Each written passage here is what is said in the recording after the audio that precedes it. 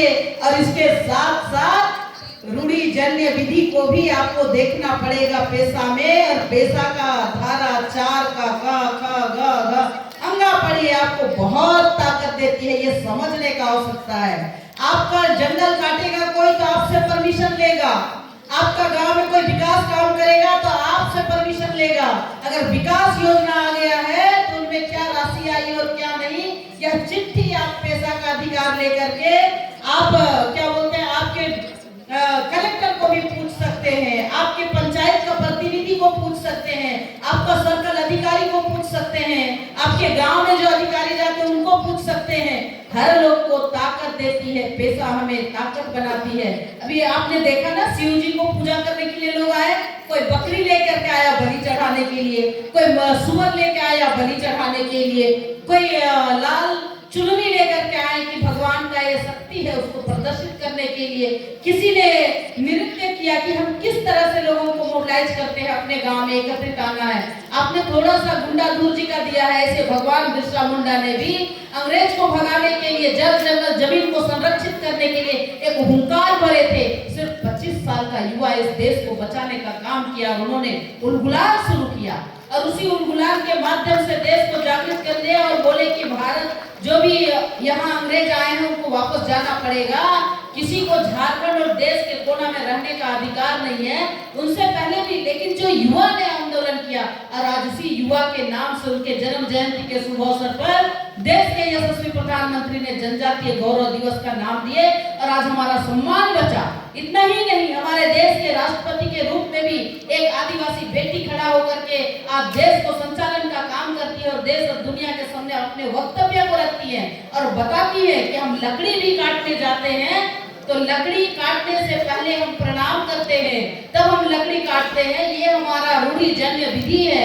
आप जब भोजन करते हैं तो सबसे पहले आप धरती माँ को देते हैं, फिर आप खाते हैं, तो यह हमारा रूढ़िजन्य विधि है। तो तमाम विधियों को, समाज को समेटने के लिए जो हमारा पेशा है, जो अधिनियम है, उन सबको समझना है। कई लोग ऐसे हैं आज दुनिया और समाज को बदलने का प्रयास किया जा रहा है, उसको भी हमें अकेले नहीं एकजुट होकर के बचाने का जरूरत है।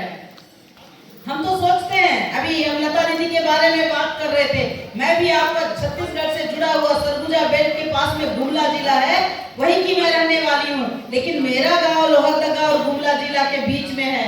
जैसे आपकी जो कलेक्टर है ये भी गुमला की ही है, मैं भी गुमला की, पढ़ाई अलग अलग जगह की है, लेकिन कहीं ना कहीं एक जगह पर लोग आए हैं। तब मैंने बताया कि दीदी हम तो कम ही अंतर है, नक्सलियों का ढेर है, वहाँ इस तरफ से घटना भी हुई है, लेकिन आप जिस तरह से हेडक्वार्टर से इतना दूर निकल करके आई है और इनको बताए ना कि राष्ट्रीय उपाध्यक्ष किसका, भारतीय जनता पार्टी का राष्ट्रीय उपाध्यक्ष है। आपने विधायक रही, मंत्री रही और देश और समाज के सामने कोंडा गांव से निकल करके आपको पूरा देश जानता है, ऐसे आपने भी छाप छोड़ा है। और आज आपने मुझे बुलाया है, मैं आपके बुलाने पर आई और मुझे बहुत अच्छा लगा। आज मैं यहाँ हूँ और आज शाम में भी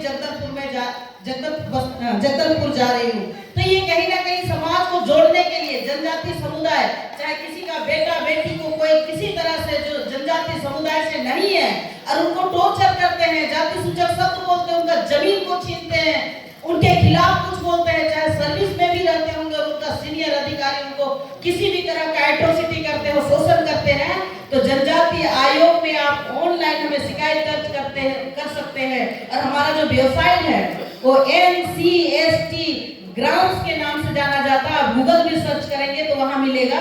भाई साहब लोग जाते हैं, अभी हम गए थे जिस गांव में जनजाति समुदाय का जिस जाति के नाम में अंतर है उसको जोड़ने के लिए भी आयोग को दिया गया है। ऐसे देश के किसी भी, आप प्रधानमंत्री को भी देंगे तो लेटर आयोग को भेजेंगे, आयोग फील्ड विजिट करती है, देखती है, समझती है, फिर उनको आगे बढ़ाने का काम करती है। तो जनजाति आयोग जनजाति समुदाय का संरक्षण और सुरक्षण करने के लिए है। इस सब बात को आप लोग को जानना पड़ेगा। पुनः आप सब लोग यहाँ त्योहार मनाने के लिए आए हैं, एक उत्सव मनाने के लिए आए हैं, जत्रा लगाने के लिए आए हैं, मेला लगाने के लिए आए, प्रदर्शनी लगाए हैं। मैं पूरे टीम को अपने हृदय से हार्दिक हार्दिक अभिनंदन और स्वागत करती हूँ। बोलिए भारत माता की। बहुत बहुत धन्यवाद।